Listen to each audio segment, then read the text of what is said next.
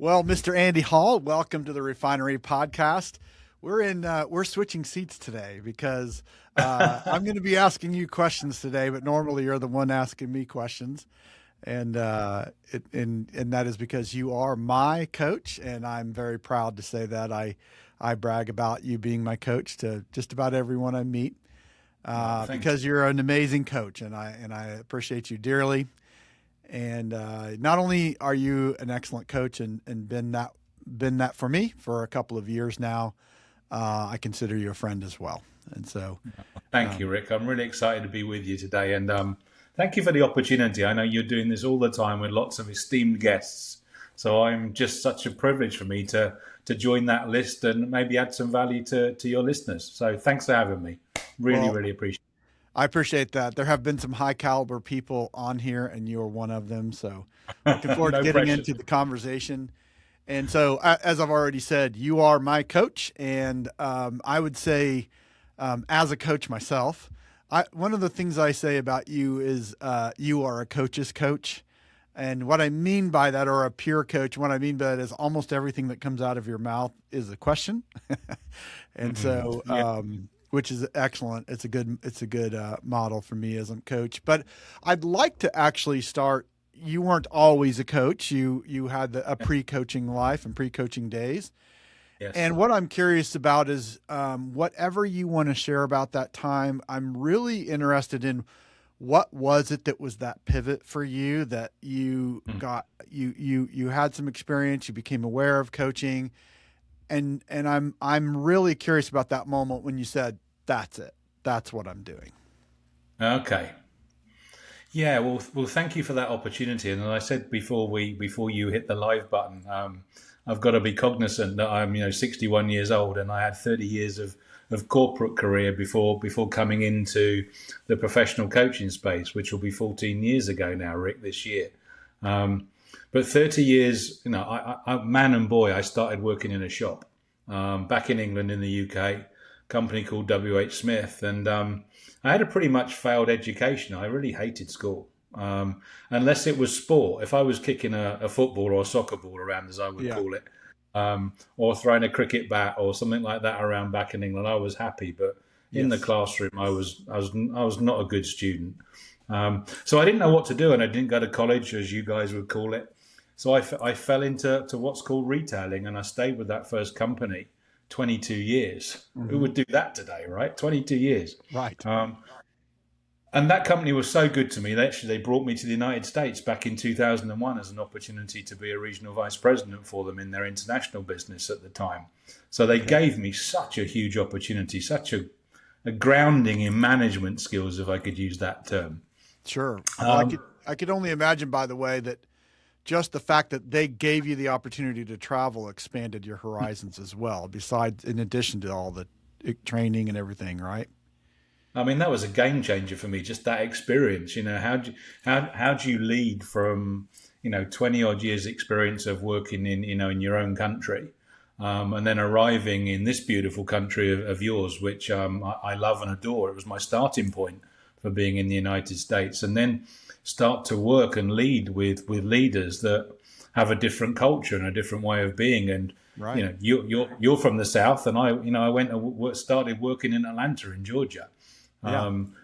Had to make that southern connection with all of my people around me, and that was such a game changer for my leadership. But that was almost like the beginning and the end of that 22 years, because that journey began ironically 2 weeks before 9/11. I arrived on the 23rd of September 2001, having just experienced what happened 2 weeks prior back at home. Right. And being in travel retail, that's what I came over to do, being a leader in airports and hotels, hotel gift stores. Our customers just went away. Your listeners and you will remember, there was probably your change of habits back in those days. Sure. Most people stopped getting on aeroplanes, and if you chose to stay in a hotel, it was normally more of a low end hotel rather than a high end hotel, which is where we were represented. Mm-hmm. And I scrambled around with my boss, who was also a Brit at the time, for 2 years, just cost saving, trying to find a way of making the US business survivable and existing, and we just ran out of ideas. And Sure. one of the simple ideas was, "Hey, Andy, you're on secondment. You're going home." Yeah. And that was a pivotal point because I was taken home back to the UK, ending my secondment early with no plan. Right. And I was put into, you call it home office, we call it head office back in the UK. Mm-hmm. There was no plan, and I was dumped into head office in this made up role, having spent 20 odd years out in the field, out in stores, interacting with customers, into a home office culture. And gosh, did I not like that? 9 to 5 routine, meeting after meeting, often with a meeting with no purpose or no outcome. Right. Soul crushing stuff. It was just soul destroying. And I did it for about 9 months. And I went to my then boss, who I knew really well back from my earlier days in the UK. And I had a meeting with him and I said, "Hey, Simon, look, this is just not working out." And he asked me a great question. He said, "Well, what do you want to do?" And I said, "I'm ready for the next role. I was regional vice president in the States. I'd like to move up to being a regional manager here in the UK." And he said those immortal words. And he said, "We don't think you're capable." Whoa. We don't think you're capable. And he said, and again, I think I'm quoting him, "You can go back and do what you've done before. We'll take you back as an area manager out in the stores, if that's what you want. But we don't see that you've got the runway to go further." Whoa. And I think the key to that would have been, there's two things. One, it was a company, and I had 2 or 3 really close friends who I'm still connected now, who subsequently went on and did 40 years. Yeah. Got the retirement present and the handshake, and off they went into the distance. And I think if I'd have said, "I'll go and do what I did before," I think it would have been, I'd have been safe and I'd have been fine. Mm-hmm. But I went home, and I went home to Charlie, and I said, "This is the conversation I've had with Simon today." And I said, I think that's all I knew. I think I could do more than that. So I put a resume together for the first time ever in my life, and I put it out there. And lo and behold, someone came knocking quite quickly. So I subsequently chose to resign after 22 years, which was Yeah, right. What am I doing? I hope this is going to be okay. Yeah. And that's when I went to company number 2 after 22 years. So yeah, there was some pivotal moments just in that conversation there for me that I'll remember for the rest of my days. Well, and you mentioned, and I was curious when you started saying, I can only imagine the conversations that you and Charlie were having in your house, both when you said, "Hey, here's what happened today," and then when you said, "I'm out of here," because she didn't have any idea what was going to be next exactly, right, or what that was going to look like. So no, she didn't, and bless her heart, she had to experience that, two more times in my working career. Because actually, the learning point, again, talk about the what comes from experience in terms of self-confidence and belief. When I went to company number 2, and I was recruited, fundamentally what I was told when I was taken on, I was recruited to be a bit of a change agent. I was recruited for my people and my leadership skills and my customer service skills into a relatively young organization in the UK. It doesn't exist here in the US. But the equivalent is Best Buy. If your listeners think Best Buy, yes, okay, that was the type of organization. Yeah, you got it. Yeah, all the electronic consumer products like that.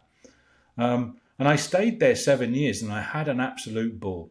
The operations director who took me on, world-class leader. Nice. The HR director who was part of the recruitment was a forward-thinking HR guy.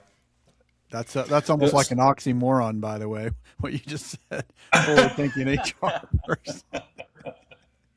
Yeah, all the love to all the HR people out there, but I'm sure I'd like to think that Phil Burbeck, the operations manager, and Paul Mitford, the HR director, I'd love them to get a copy of this because they were pivotal in my career. They took a chance on me.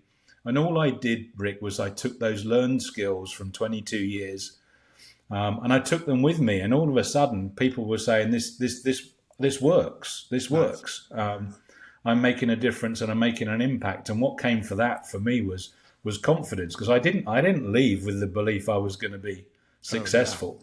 I really didn't. I thought this is a risk. Talk about whether it will work or not. There wasn't a person in company number one, WH Smith, I didn't know. Yes. You know how it's all about relationships. If you're stuck, you know who to call. Yeah. When that was taken away from me, or I chose to have it taken away from me, and you building all those new relationships up again from day one, it was scary. But no, you mentioned coaching in the introduction. Where did I have my first introduction to coaching? I also just said that Paul Mitford was a forward-thinking HR director. Yeah. And I think I was 3 or 4 years into the 7-year stint. And Paul gave all of us as regional managers, as we were called back at that time, he gave us all the opportunity to go on a 6-month coaching course. Okay. Internal and in-house, albeit with an external consultant coming in. Mm-hmm. And we went through this as an internal cohort, all of us as regional directors. Yes. And when I started to learn it, I just felt like it resonated with my style. And when I mean learn it, taking a coaching approach. Yeah. So just for clarity, let me just clarify that. So that 6 months, that was a training for you, or is that you actually being coached? Well, good question. It was a training for me, and whilst I was going through the training, we had an opportunity to be coached and to coach. Very nice. Yes. And it just felt like it fitted with my leadership style. And you've known me quite well, and I do always say to most people that get to know me well, I'm quite a compliant person. I think if someone tells me what to do, and it's in alignment with my values, I go and do it. And I started to practice it. I've been trained on it, so why wouldn't I go and start using it? That was the reason for the training and the investment in me, right? Absolutely. And I started to use it, and I started to use it with my team, and my team who hadn't been trained, I was sharing it with, and they started to adopt the little bits that I was sharing with them.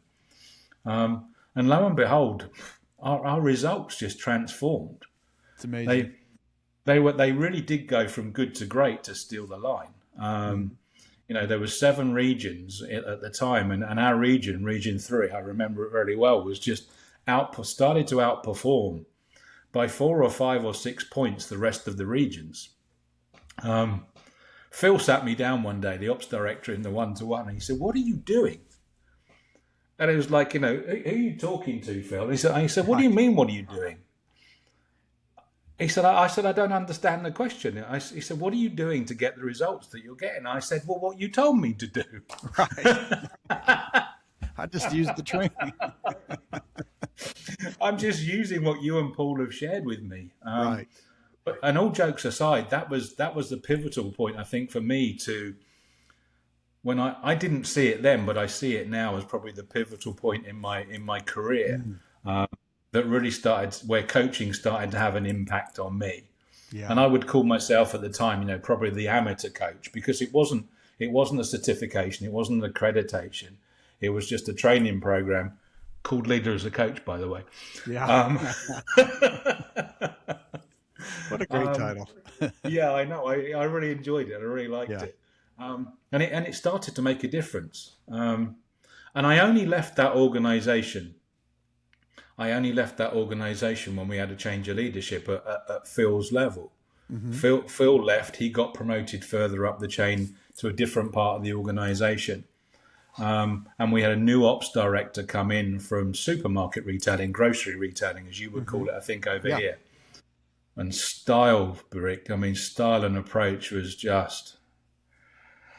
It felt like it was out of the arc for me. I just could not work out why this guy had been recruited, because he was from the Stone Age for me. It was just like and for my 2 other. By this point, I'd got promoted in the Thus organisation. There was 3 of us now at an operations director level, looking after big chunks of the UK.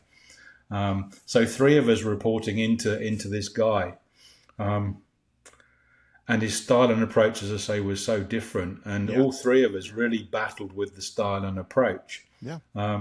and it really was. Look, I don't want you to think. I just want you to execute. I just want you to go and do what I'm telling you to do. Yeah, and isn't that a great contrast of two things? First of all, a thinking model, because as you expressed and described the other leaders, they were forward thinking. Yeah, right. And essentially, you could contrast that to a backwards thinking person, in a way. Right. That's, I suppose, would be one way to describe it. But not only the thinking model, but the leadership model, and what you were talking about that. You weren't thinking I'm a world-class coach in those days. No. You were applying the model of coaching as a leader. And, that's the power of coaching, is that, even when it's not done at a world-class level, it has so much opportunity to empower people. Right. Yeah. And that makes a difference. And you were talking about it. But anyway, I thought that's an interesting contrast that you experienced there. And the guy was a really nice guy, but he didn't know any other model. He didn't know any other model of leading. He felt like, I'm the most senior person here. Come to the guru, and the guru will tell you what to do. I've got a lot more experience than you. I've led longer than you. This is what I want you to do. And all three of us, you can imagine all three of us, getting together and saying, how do we try and influence this guy to change? Because, we were used to having a collaborative approach with our boss. If a boss had a problem, we'd get together and resolve it. We were used to being empowered to go and do what it was that we felt was the right thing to do within a framework. Mm-hmm. And the three of us just continued to, I guess, fundamentally challenge him to behave differently, to lead differently. And as I think most human beings would at some point, didn't understand that approach and got tired of us challenging him. Right. That was the end of the three of us. Yeah. I remember the two other guys, one got an internal role in the organization and was taken out of the structure. One guy we had a Turkish business at the time. He was sent to Turkey to lead the business over there. And I was told I wasn't wanted anymore. It was my first taste of redundancy and losing my job. And that was the next shock for Charlie in terms of when I came home. Now you're coming home with another conversation, right? Yeah. Yeah. And even though I probably saw it coming and we probably talked about it coming, perhaps I never really thought it would come to that. Mm-hmm. And that really probably was the most panicky moment, I think, of my retail career, because it was something that hadn't occurred before. Yeah. And on the drive home, and I can still picture the drive home, it was about 45 minutes from the store I was in to going home. And on the drive home, I was thinking, mortgage to pay, got to give the company car back. That was typical of the culture in the UK, and all the benefits that go with that. And I'm out of work. And that was the conversation that I came home to in terms of, what are we going to do? Yeah. What are we going to do? And again, this is really useful, I think, in the mentoring space for me today, if I ever get in a situation with anybody that's in this situation, because, I thought the world had ended, but of course it hadn't. Yeah. Well, I've certainly been there, and I know what it's like to sit in the living room and have that conversation, for sure. Right. Yeah. And so what do? You probably do what you know what to do, and that's, okay, let's update the resume and let's put it out there. And then, and by the way, back in the UK, for your listeners that wouldn't necessarily be aware of this, I know this is not similar to the US, so maybe it wasn't similar to your experience, Rick, but technically, because the way that I was let go, they had to pay my contract period up. So a notice period. So I was always on 6 months notice. Unlike the US, in most of your states where you can just be let go and that's it, go home now. At will. Yeah, at will. Thank you. I was on a 6 month contract, so I was paid 6 months worth of money. Yeah. So now your listeners are going, well, what the heck were you worried about? Yeah. And of course, 2 to 3 months in, I'd found another role. Yeah. So I'm 3 months money up, right? Yeah, right. And and it actually just again wasn't that difficult. But I went into my last role. And actually I was sold a bit of a dream in that corporate role.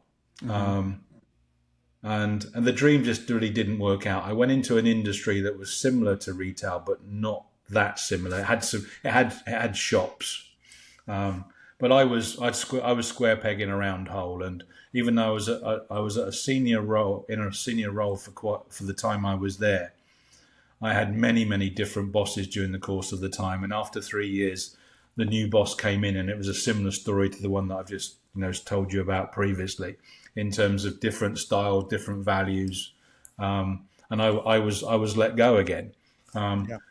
In actual fact, I was let go. In actual fact, I almost got to the point where I was really encouraging being let go at this point, because I knew that I knew that I had the experience from before. I'd been there before. I've got the confidence and the belief to probably go and get another role. Yeah, and I knew this wasn't working out for him or for me or for the business. So I wasn't going to resign, but I was encouraging them to take the leap, and they did. And I left, but in a very different, more confident space. And the moment that you were asking about at the top of the call, in terms of what was the pivotal moment between leaving corporate behind and doing what it is that I'm doing now, was a really interesting story, and I'll make sure I keep it really brief. But when I left company number 3 and I put my resume back out into the market for company number 4, I got a really great opportunity that I thought would be a really add value to my skill set. It was in a different industry, leisure and hotels, and it was a big role, and I was really excited by it. And I went for an interview with the HR director, and it was that 1 hour's interview with the HR director that was I'm going to be really polite here, was that poor.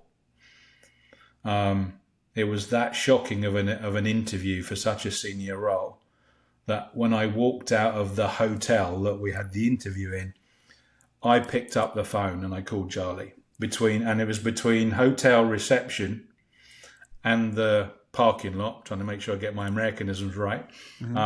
On that walk, I rang Charlie. And she was in a big corporate role at the time herself. And I never rang Charlie and got her to answer. It was voicemail, right, all the time. And she picked up. And she said, "Aren't you supposed to be in an interview? What are you doing calling me?" I said, "Yeah, interview's over." And I said some of the mortal words, and it's like, "And I'm done. I'm done with this sort of leadership behavior of what I'm experiencing. I can't do it anymore." She said, "Well, what do you want to do?" And I said, "Well, I think I said in my story that I'm sharing with you, whether I use these words or not, Rick, I don't know. But I believe I did. I said, I'd love to try and do something about it." Yeah. And she said, "Well, come home and let's talk about it." And we did. And I didn't go back. Nice. The irony of that piece of story was on the drive home, having spoken to Charlie, because it was in London in the UK, and it was about a 90-minute journey home. On the journey home, the headhunter who put me in for the interview, he called me, and I took the call, and he said, "How do you think it went?" I said, it was just not a match, just dreadful. And he said, and I quote, "She thinks you're amazing. She thinks you're brilliant." And she wants to see you again. I said, "No, thank you." And the headhunter said, he told me, "You need to sleep on it.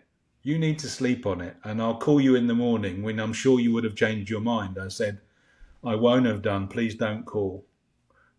He was good as his word. He called, and I let it go to voicemail, and we didn't speak again. But it was just that pivotal moment in terms of it. If I'd have followed through with the process, I think, of going with company number 4, I know what the outcome would have been. Sure. I think it would have been that, yet again, Andy would have been the problem with his leadership style and leadership approach, that I just knew would have been anti-cultural to where the organisation that I was being asked to go into would have been. It was a fact. When we've got some time to catch up, together in the future, I'll share with you the story in more detail. But sure. You just wouldn't expect an HR director at board level to interview me the way that she interviewed me, and where she interviewed me as well. I knew something was wrong right from the word go. Yeah. Rotten. Something's rotten in Denmark, right? Yes. Yes. Well, that sounds kind of like your burn the ships moment, like when you made that call and said, I'm done. And you got the other call, and they're trying to keep you pulled into the same pathway. It was your absolute never again moment. It definitely was. And people often say to me, how did you do it? How did you do the transition? There was a safety net there in terms of making that transition. Don't get me wrong, in terms of, again, I had the comfort of 6 months being bought out of the contract. And you also heard me say, Charlie was in a significant role at the time. Yep. So it wasn't one of those situations where I was able to say I'm done and we've got no savings and there's no other income, and something that I would never encourage anybody to do. If you're going to do something like I did, have a plan. Mm-hmm. But I was fortunate that there was a safety net of income. Yeah. And it gave us the safety net to reprioritize our lives in terms of, how do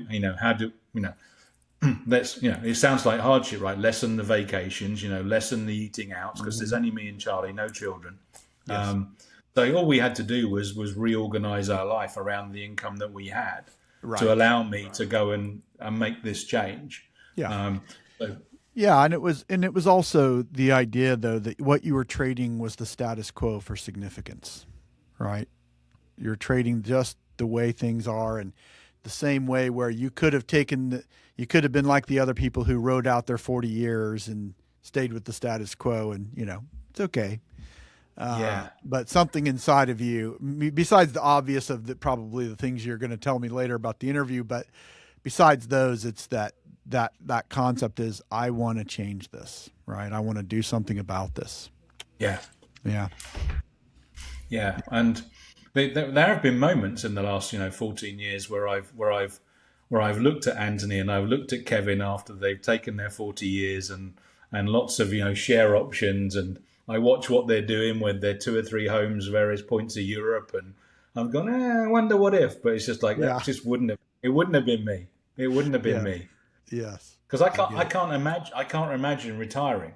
And that's what effectively they did or have done. Probably 6 or 7 years ago now. Yeah, they've retired and now they're enjoying their lives with their families, and kudos to them and good on them. But I'm not sure I could have done that.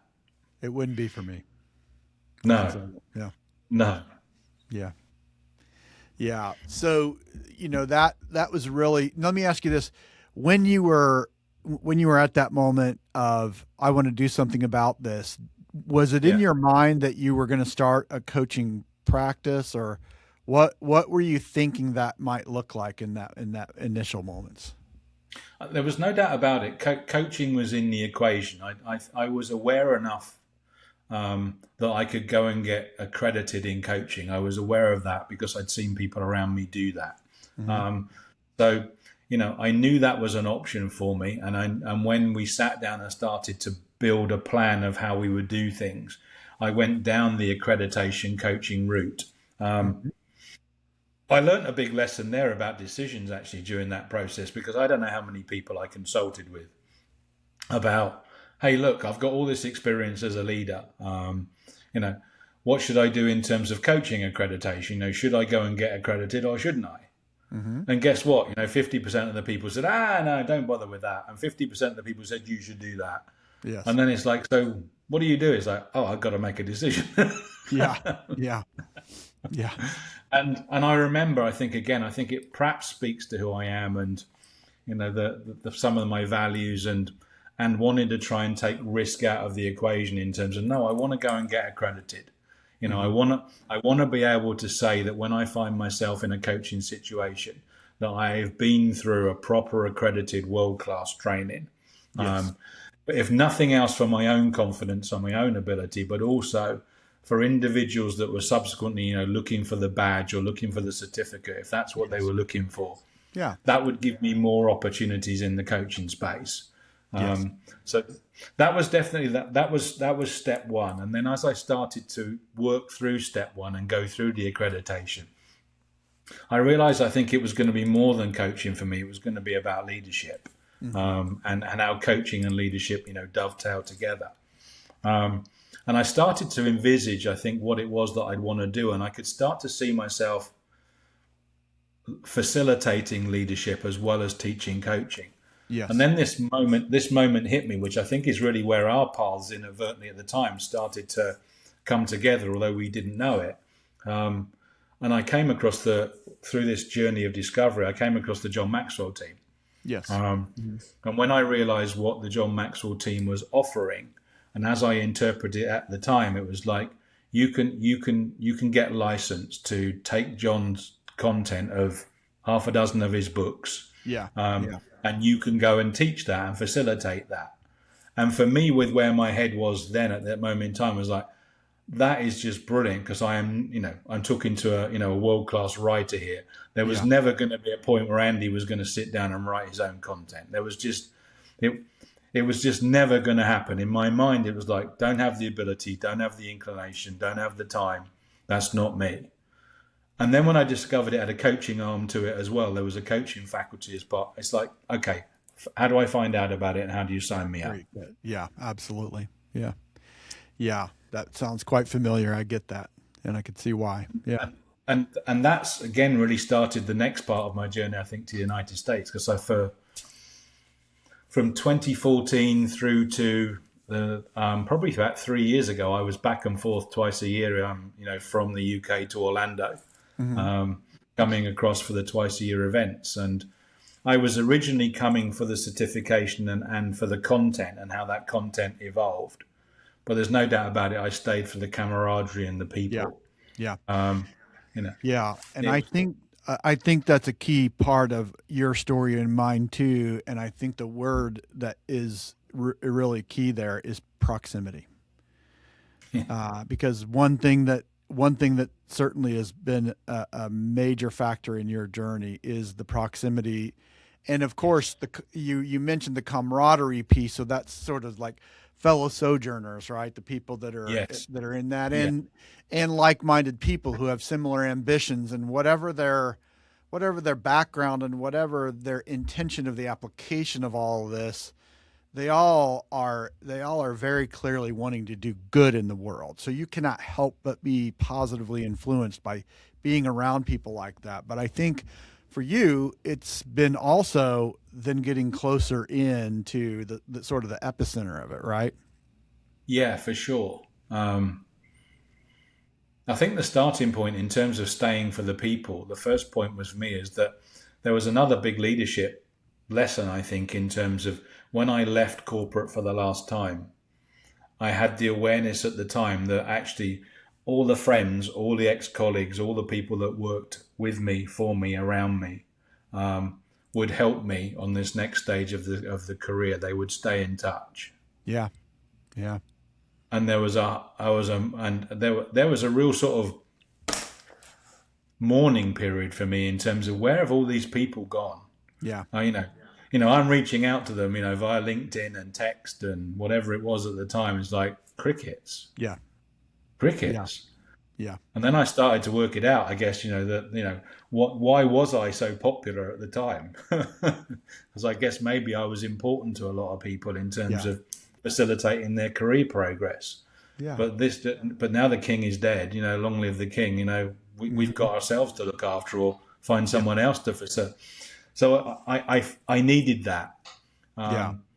When Charlie gave me one piece of advice when I decided to go out on my own, and she said, you're a team player. She said, I've watched you create, some brilliant teams around you and yourself in the last, 8 or 9 or 10 years. Mm-hmm. You're not going to have that. How is, she was really saying, how are you and your personality? She didn't use that word, but how are you and your personality going to adapt to that? And she was right, because where was I? In the preceding 4, 5, 6 months, I'm here. Yeah. There's no one else here. You're right. Right. And that's what the John Maxwell team did. Yeah. And then, as you say, then sort of really leaning into the two people in particular that really inspired me, that were the faculty leads in the John Maxwell team at the time, and one was Christian Simpson, who was a fellow Brit and my coaching mentor and a world class coach for sure. No doubt. I don't know another coach as good as him. Christian would often get in his own way, in my own opinion, as much as I love him in terms of, he would call a spade a spade. Yeah, absolutely. And you can probably do that in the United Kingdom a little bit and get away with it. But I think you have to navigate that journey a little bit more over here in the United States. And I think, sadly, that's why, we're not as in touch as we once were. But he was a hero, will remain a hero. And I give him all the credibility that he rightly deserves for my coaching ability. Yeah. And and by the way, you and I share that. Christian had a tremendous influence on me. And of course he was, when you're going through training with the John Maxwell team, it's him. Yes. He's the lead on that. And so, you're getting that interaction and for sure. So I can understand that. Yeah. Yeah. He was world class, is world class. There's no doubt about it. I mean, I know he's still plowing his own furrow when it comes to coaching, and there's no doubt he's having a massive influence in the world of coaching still. Yes. And that's where the purist in me, I think, comes from. I believe in what he believes in terms of, there's a number of people, out in the world today calling themselves coaches, and in my opinion, they shouldn't be. And I know that's one of Christian's, significant values, and I take that with me, and I'll always carry it with me. And by the way, this is your story, not mine, but I'll just say this about one thing that was obvious about Christian is he's a prolific writer. And that actually influenced me as a writer. It was actually kind of watching that he was writing every single day that got me into that practice of writing. Wow. And, I've sent out daily emails from the very beginning, even before the beginning. And that was the influence on me was that writing process. Yeah. Yes. Yeah, you're absolutely right. He was adamant that if you were looking to create an email list, Rick, wasn't it, that you should, give, immense value to the potential reader, and that you should be, emailing to your relationships, on a daily basis. Yes. And I don't need to tell you then how hard that is, right, to keep up with that and to get enjoyment out of that. Mm-hmm. So, Christian was massively influenced, and, I love him to bits for the help and support he gave me. But there was a realization, I think, at some point in this journey that even though Christian spoke into this as part of his faculty teaching in coaching, I was becoming, I think, a very good coach, but I wasn't making any money from it. It wasn't turning into income yet. And I think I was hiding behind the fact of, let's just get better as a coach. Don't worry about it if it's not giving me too much business. Because of the safety net of Charlie and, still having some income coming in. Mm-hmm. But then it started to really hit me that I needed to, if I was going to be serious about this, I needed some help to build my business. And that's when Paul Martinelli came into my life in a bigger way than he had been, because I was aware of Paul. He was always an inspiration of mine when I was attending the John Maxwell events. It would have been a toss-up on faculty day, whether it was Christian or whether it was Paul and Roddy. But those were the two people that I followed. And then when I started following Paul from a business building perspective and had the awareness, and gosh, thankfully I did have the awareness to invest in personal mentorship with him for a period of a couple of years. And he really started to help me back in the UK start to monetize and get a return on all of the training that I'd had. So then my focus shifted and my attention shifted to the one voice that was Paul Martinelli. And that was really a journey that probably started in about 2017, 2018, and still continues today because, as you and I would have some form of friendship, I'm sure today, but we wouldn't be as connected in the way that we are. And I wouldn't be sitting here talking to you from Florida in the United States and, having built a successful coaching business if it wasn't for the mentorship of Paul and his brilliance. And not only his brilliance, but his friendship and the way that, he's supported me. We both got green cards and Paul's responsible for us, sitting here in the United States today and sponsoring that. So it was his brilliance that, you talked about proximity in terms of, earlier. I will always, I think, to have to my dying day, how do I continue to pay Paul back as a thank you? Yeah. Even though I've paid him financially, and a lot of investment like you have, and a lot of amount, right.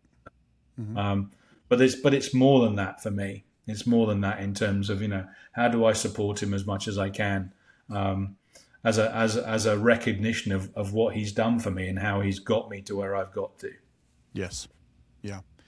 Yeah. So let's talk about that journey with Paul, and because you encountered him when he was running the John Maxwell team, which he had essentially started, and I certainly did as well. And then when I got closer to Paul, he was actually just splitting away from there, and that of course has meant many other seasons and journeys, and so talk about kind of from the John Maxwell team, and especially in your relationship with Paul, what are some of the things that you've been involved in based on that closeness and that proximity?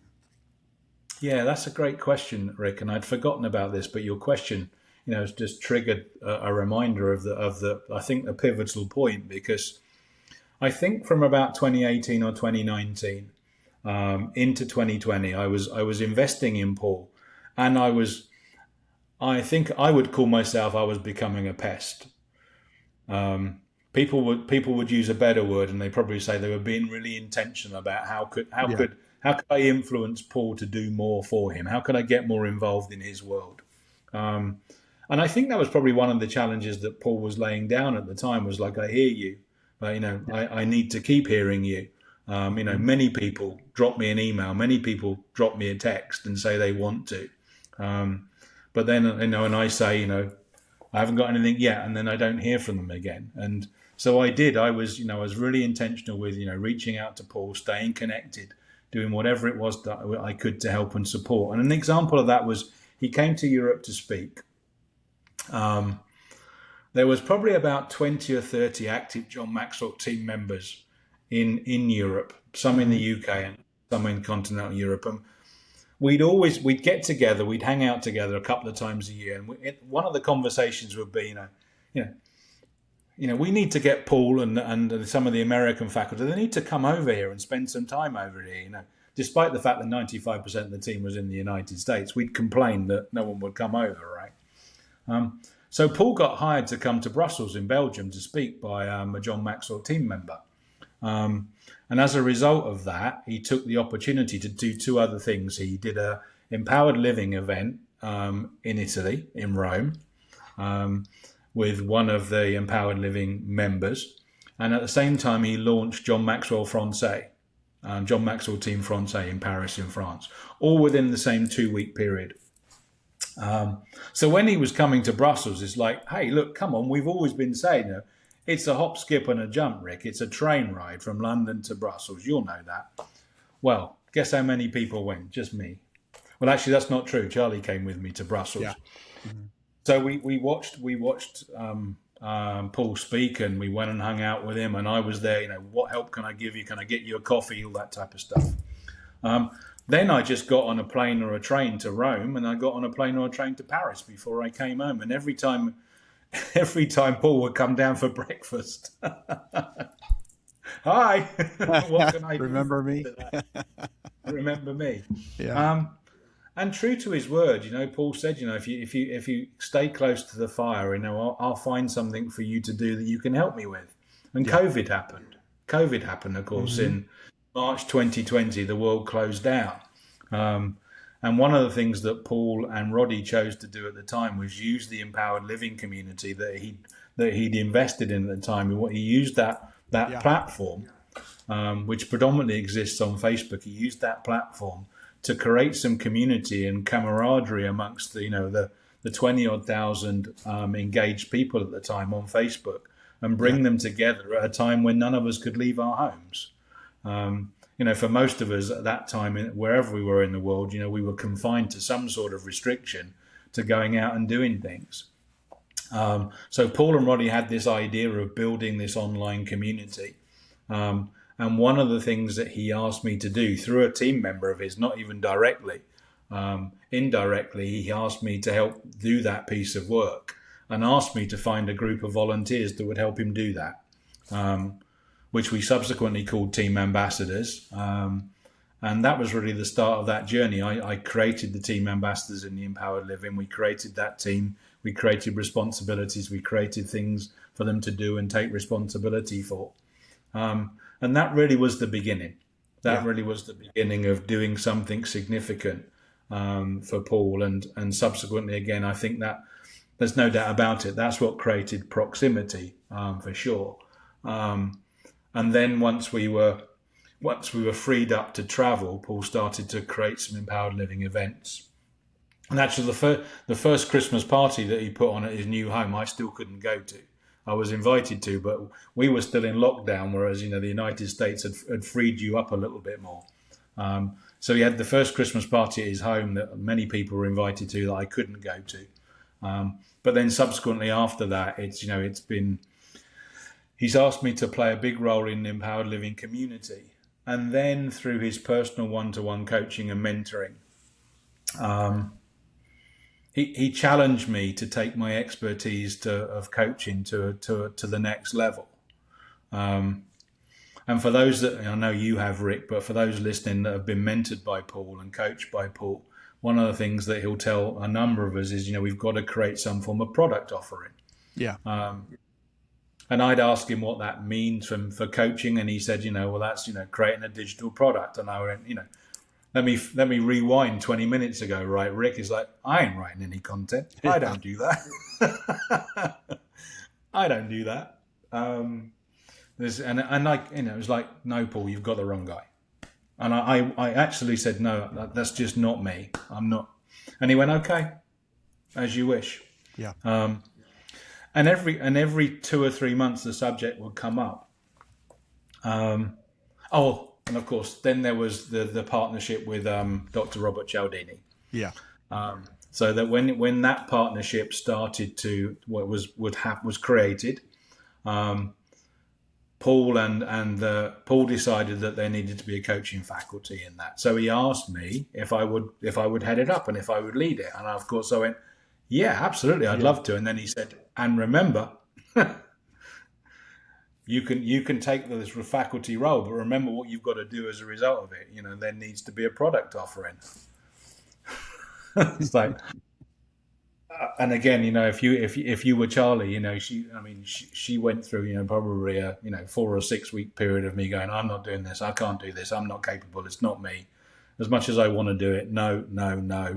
Write scripts, record scripts, go in the studio, record it. All the stuff that you've done and you do in the refinery. It's just like, no. And then it's like, okay. Show me how. And I really did it. And he still tells the story today that I did it kicking and screaming. And he's absolutely right. Absolutely right. But he showed me how to write scripts. He showed me how to record scripts. He showed me how to create auto cues and templates to do it, and then actually told me the studio I was going into and how much it would cost me. Yeah. And that he'd booked it. Right. He'd booked the studio in Orlando. Yeah. You're on. It was before you had your studio. Yeah. It wasn't long before you launched the refinery. Yeah, it was right, and there was a gap in there for sure. Yeah. Right. Yeah. And I remember probably again, with the Manzanos. Yeah, it wasn't that one actually. It was a studio in and around Orlando that there was a connection with at the time. And I remember sitting there, preparing for the first lesson and having makeup put on me, and it's like it was so alien. But gosh, look, cut a long story short, thank you, Paul. Yeah, but I think, and thank goodness, and I think that's the value of having a great mentor, and especially Paul as your mentor, is their ability to see something in you that you're not ready to see in yourself yet, but for your good. And we started this conversation about pivotal moments, and this was definitely a pivotal moment for you because, you kind of tongue in cheek said this thing you did earlier was leader as coach, but this really was the birth. And, you just talked about all the birthing pains of it. This really was the birth of the leader as coach, which, you were able to apply on another international platform with Dr. Cialdini. And I think, by the way, if anyone doesn't know, just, if anyone's done sales or a lot of leadership training, Dr. Robert Cialdini wrote Influence and Persuasion, and many, many people who are in sales or any kind of marketing, they're very aware of those books. So this was and that's actually, we were both involved in that platform. I was working on the signature course of that, and then you were working on the coaching lane of that. But that really was what kind of moved you into, this is your thing, right? Leader as coach, and which has been now. So kind of talk, I kind of jumped ahead there a little bit, but I think it really was a pivotal time in terms of, there was a reason why you were kind of being poked and prodded, and then like, hey, by the way, the studio's there and you're showing up, right? Yeah. I mean, there's, if you've listened to all of this conversations up until this point, there's a learning model for Andy, and there's a learning model probably to start with of a lack of belief, but then actually at some point, convincing oneself to go and do that and take the leap and jump and build your wings on the way down, as the man would say. Yes. And then as a result of doing that, it's just like, oh my gosh, look what extra confidence and belief that gives you. If I go all the way back from leaving company one to company number two, can I do this? And then all I do is take from company number one to company number two what I've got good at. And everyone's going, oh my gosh, this is good stuff. And it just felt like everyday stuff for me. But you're right, it helped create a whole new awareness of an audience for me in the Dr. Robert Cialdini program. People were reaching out and connecting with me that weren't necessarily part of the Empowered Living community. That were from other communities from around the world, and started to listen to the content that I'd recorded and created and that they'd purchased. And then, of course, there was mentorship calls that went with that. And I was having a ball in terms of, people coming on, listening to me do a 10 or 15 minute teaching that I can now do with my eyes closed, and then asking me questions about that. And I could talk about coaching until people, turn the lights out at night. I was really in my element. Nice. And you're right. It was definitely another pivotal moment in terms of, my positioning, I think, in terms of claiming that space. And Paul would tell me now, if we're ever making any other, pitches to other entrepreneurs, and he brings a team together, and he wants me to claim the coaching space. He's so challenging, hey, I won't use some of the words on your podcast, but hey, Andy, I don't want any of that humbleness. I don't want any humbleness. I know what you're like. When we're going on this call and we've got a potential, client that wants to hear that we've got an expert in the coaching space, you've got to claim it. You've got to claim it that you're world class at what you do. Tell them that you've coached in the United Nations or do coach in the UN. Tell them that you coach in the Metropolitan Police Force in London and heads of counter-terrorism. That's the stuff you've got to claim. None of this humility, okay? Yeah. Go back and be humble in a minute, but not on this call. And listen, I think this is something that so many people need to get. In fact, I was just in a conversation yesterday talking about, we're going to be doing a workshop coming up probably towards the end of March, and really about claiming the expert in you. And this thing this dynamic right here that you're talking about is so critical to me, that I've watched people, they're literally fighter pilots, or they've built these amazing businesses, and there's a part of that claiming, they just haven't stepped into it. And by the way, it's not arrogance for which you step in there. It's not about self-aggrandizement. It's about the value that you impart to other people and what it means in their life, right? And it's like, hey, look, you figured out that even when you weren't the best coach in the world, there's something powerful here. And it was enough for you to go, hey, this is worth getting better at, right?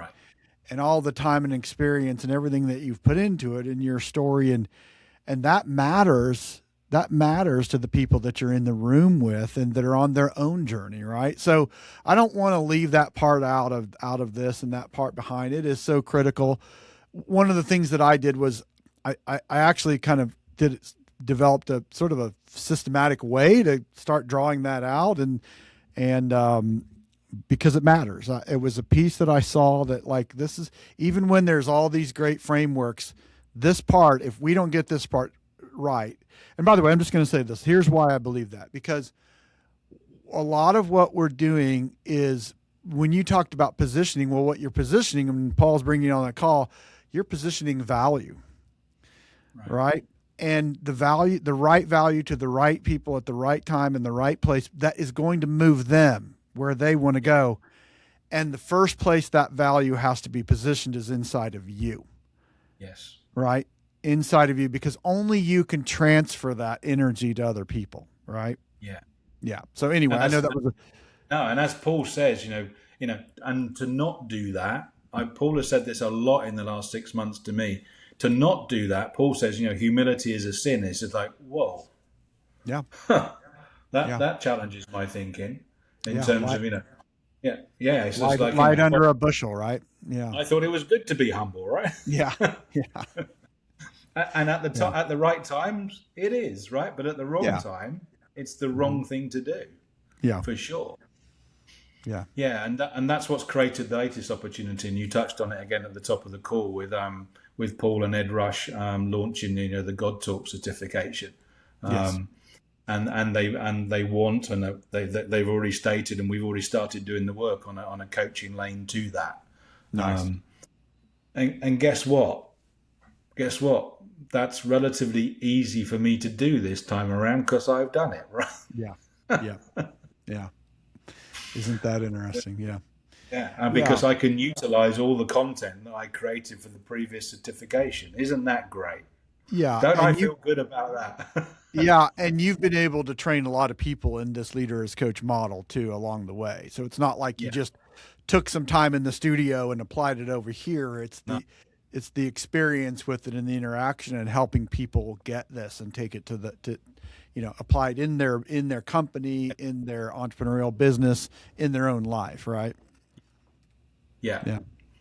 Because it's this is where I need to make sure I don't take us off too much of a tangent, Rick. But I genuinely have a belief. Why leader as a coach is just so successful is because, in my own experience of coaching and of working inside corporate organizations, almost all, if not every single one of the problems in leadership and in business today is probably, I'm careful with my words, but self-inflicted. It's self-inflicted by leading in an out-of-date way, I'm going to call it. Leading in a way like I was led in 1981 and 1982 and 1983. When I had to call my shop manager Mr. Seymour, and Mr. Seymour, wore a suit and a tie. There's nothing wrong with that, but that was the culture of he was the manager and he'd have his own separate room and his separate desk and his door was closed. And you had to make an appointment and then knock on his door. And, that's even back in 1981 was that putting a lid on businesses at the time of that leadership behavior? For sure it was, because it was putting a lid on the potential of all the people inside the organization. Because back in 1981 we had to go to the guru, Mr. Seymour, to get the answers to all of the problems in the store. And guess what? He was always getting lots of knocks on the door. Yeah. And the beauty of your journey is that the difference and you're able to help people. And by the way, when you were talking about that, the word that was coming to my mind, you were talking about the problems that exist and the pain that we are self-inflicted. I think that for me, the word that was coming up when you were saying that is, and it's preventable. Oh, yes. Right. And it's preventable.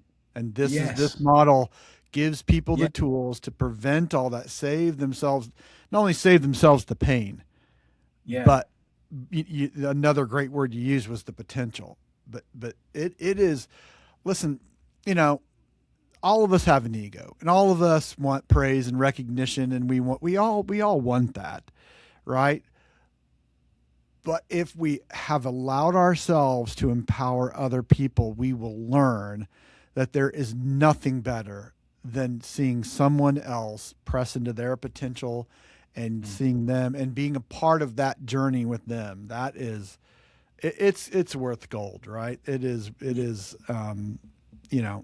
for me, it's a lot of the motivation in terms of coaching that, and that idea that you can see that spark in someone else because you're really playing the same role that Paul played for you, right? And it's like just a little bit of poking and prodding and nudging and, coaxing and because you it's there. And then to see that come, that is incredibly gratifying and well worth the price of admission, right? I had just literally only about 4 or 5 weeks ago, I had the privilege to collaborate with somebody else on a call, a fellow leadership expert, and I was introduced as the coaching expert, and I could see it was a Zoom, virtual room, like you can detect the skepticism in the eyes of the leaders on the room, right? I've learned to understand and appreciate that if I'm being introduced to people for the first time that might not be familiar with coaching. And these were highly successful leaders, highly successful, really successful leaders. And one of the guys was kind enough to speak up, and he said, "So, what's the difference that coaching makes?" And I said, you said to me earlier on, you said everything I do is about a question. I said, "Well, can I ask you a question?" And he went, "Yeah, of course, fire away." And I said, "What's the biggest challenges that you face right now?"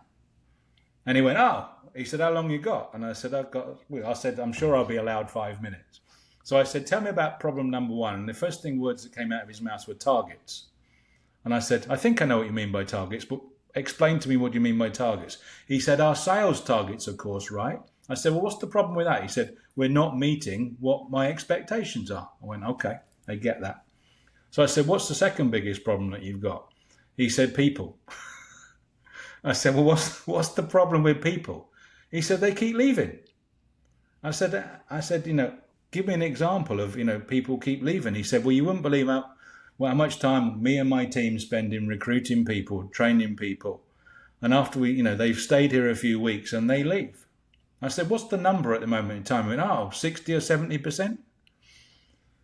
So I said, how would a different approach to leadership help you with solving that problem? He said, "If you've got a silver bullet, I want it." And I said, "Okay." I said, "I'm pretty sure I can help you with that." Yeah. What would that be worth? Right. Yeah, that's why I think you're on this call. So kudos to you. Yeah. But I promise you that if you stay in the lane of coaching and you take a coaching approach, which in the short term is longer, it takes a little bit more time than telling someone what to do. But I promise you, if you do that, I guarantee you, your sales will go up, your labor turnover will go down, and you'll be more profitable. He said, "Can I call you on that?" I said, "I promise you. You keep your side of the bargain, I'll keep mine. And I promise you, your results will change." And, "Well, what makes you so sure about that?" And I said to the person "Can I have another 5 minutes?" And she said, "Okay." And I said, "Look, let me tell you the story of how I went there and I did it." So I promise you, I'm not just the guru in telling you what's something I've learned. I have lived and experienced it as well. Absolutely. And it is, it's the biggest challenge I think in leadership today, that if there was an awareness of the most senior people in the organization to take a coaching approach, I promise you their results will go from good to great, even if they're good already. Yeah. Nice. Outstanding. So, the God Talks thing that you're involved in, that's a big vision. We're talking about, a vision of pretty much the planet, right? Yeah. And it's powerful stuff. And it's a partnership collaboration with Paul and Ed Rush. And we both, you've of course been able to be now in having proximity to Ed Rush, and probably will have increased as time goes by. We were both able to share the stage with him as well, and talk about a fighter pilot spirit and what a fun person to watch, but also just that his openness to a process and allowing God to do what he wants to do in his life. And so where do you see for yourself, just in terms of if you project into the next 5 years, what's on the horizon for you? Where do you see that going? Gosh, that's a really interesting question, Rick, because I'm thinking into this at this moment in time. I'm journaling around this. In the good to great empowered living coaching community that we've created, we're coming towards the end of the third cohort. Mm-hmm. There are about 25 individuals that have been with me through all 3 cohorts in the last 18 months. And I have a belief and opinion that they're world-class coaches. I genuinely do. Yeah. I've listened to them, I've observed them, I've given them feedback, and they've grown and they have become world-class.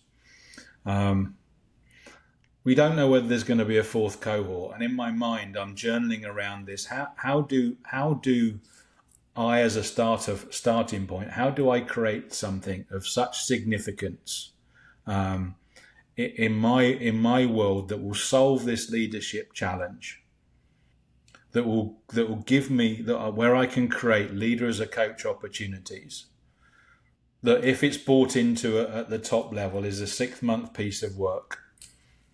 How do I get so many opportunities in that space to help solve the leadership challenges in organizations that it gives me and Charlie what it is that we want? It gives my team currently of Karen and David whatever it is they want. Yeah. And an inner circle of 25 other coaches whatever it is that they want. Yeah. And if what they want is, is increased wealth and increased influence and an opportunity to go out and practice what it is that they become world class at, is how do I create that opportunity? And I don't know the answer to that yet. I'm masterminding around it. I'm journaling about it. I'm starting to create a vision around it. I'm starting to take 1 or 2 actions around it. Now I'm here in the United States on a full-time basis. Like you, I'm starting to think about how do I network differently. Now I'm in a different community. So I'm playing around. I'm looking at my whiteboard, but I'm playing around with an idea like that. That's great. I've got an hour with Paul within a couple of weeks' time that I just want to say, look, blah. What do you think? How do you do this? So that really would speak into my purpose, massively speak into my purpose. If I can give something back to 25 certified coaches that have trusted me in the last 18 months and create something for them that would help and support them and their families. Yeah, that would be huge for me. Really would be huge for me, and I want to find a way of doing that.